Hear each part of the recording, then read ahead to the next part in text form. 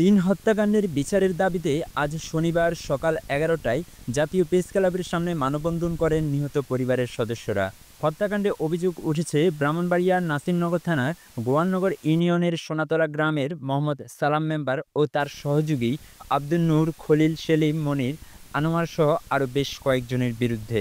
নিহত পরিবারের সদস্যরা মানববন্ধনে সালাম মেম্বার সহ তার সহযোগীদের গ্রেপ্তারের দাবি করেন। হত্যাকাণ্ডের তীব্র নিন্দা জানিয়ে বক্তব্য রাখেন অপরাধ দমনে মানবাধিকার সংস্থার ভাইস চেয়ারম্যান এস.এম.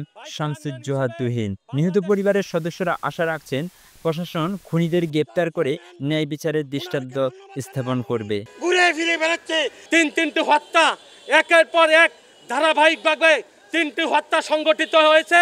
এই হত্যার নেতৃত্বে প্রধান খুনি হচ্ছে সালাম মেম্বার। এই সালাম মেম্বারের হত্যার কারণে এখন নাসিরনগর থানার ওসি উভয় পক্ষের কাছে ঘুষ খায়। ওই ব্রাহ্মণবাড়িয়া বাংলাদেশ সেনাবাহিনীর পক্ষ থেকে একটি তদন্ত করা হোক, বাংলাদেশ সেনাবাহিনীর ওখানে যাক, দেখুক আসলে সত্য ঘটনা কি, সালাম মেম্বার দোষী না সালাম মেম্বার নির্দোষ। এটা বাংলাদেশ সেনাবাহিনীর পক্ষ থেকে আমি উদারতা আহ্বান জানাবো।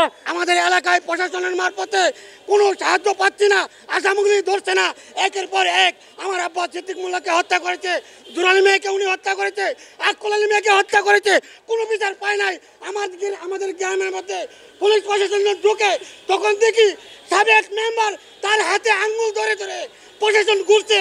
কিসের কারণে প্রশাসনের সাথে সে ঘোরাফেরা করছে সেটা আপনারা বুঝতে পারছেন।